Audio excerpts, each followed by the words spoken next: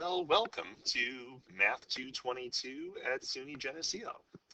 This is Mr. Ritter doing the first of our instructional videos. This is a content video about the area between two curves. So this is content. This explains why the area between curves is the way we describe it.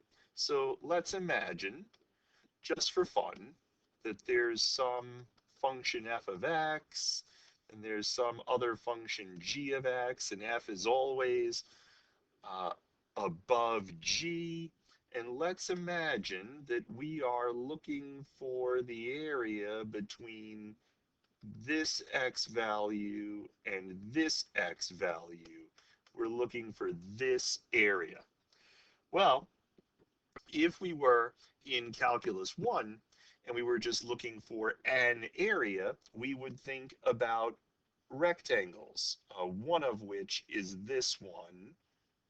There are many. Here's another. And we would find a whole bunch of rectangles, and we would take all their areas. Now, what's the area of a representative rectangle? Well, the area of a representative rectangle is its length times its width. Well, the length of the rectangle is f of x sub I star minus g of x sub I star, right? Like, this is how we find the height of the rectangle. And then the width of each rectangle is some teeny tiny change in x. And that's the area for this rectangle and this rectangle and all the rectangles all the way across.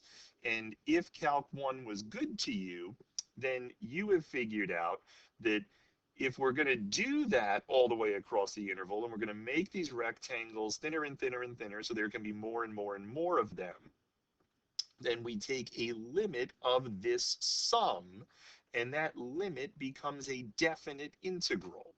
It becomes the integral from a to b of this. Well, this is f of x minus g of x, and the delta x becomes a dx in the limiting process. This almost makes sense. Why? So this is the area between curves. Well, why does that make sense? Well, we know from Calc 1 that this is the integral of f minus the integral of g.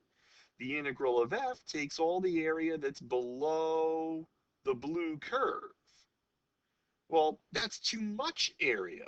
By how much is it too much? The area under the red curve.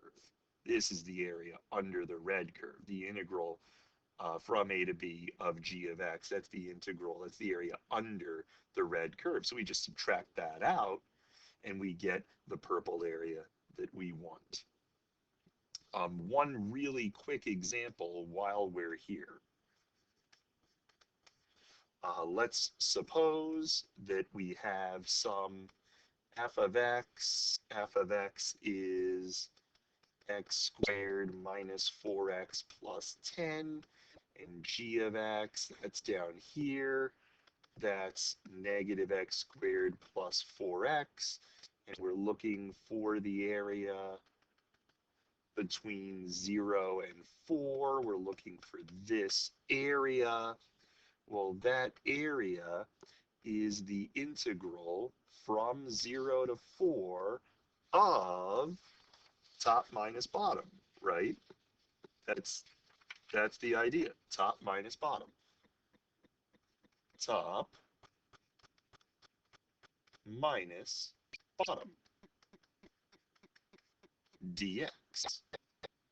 And we know how to do this.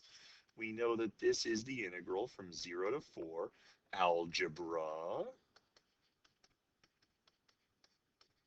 And then we know from the fundamental theorem of calculus, we're looking for an antiderivative.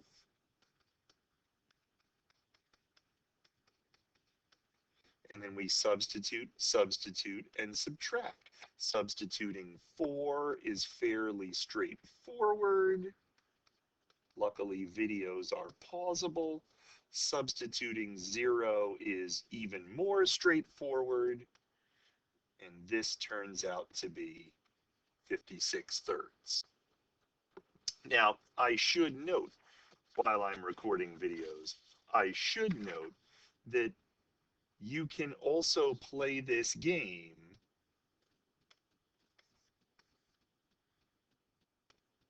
with this sort of a scenario.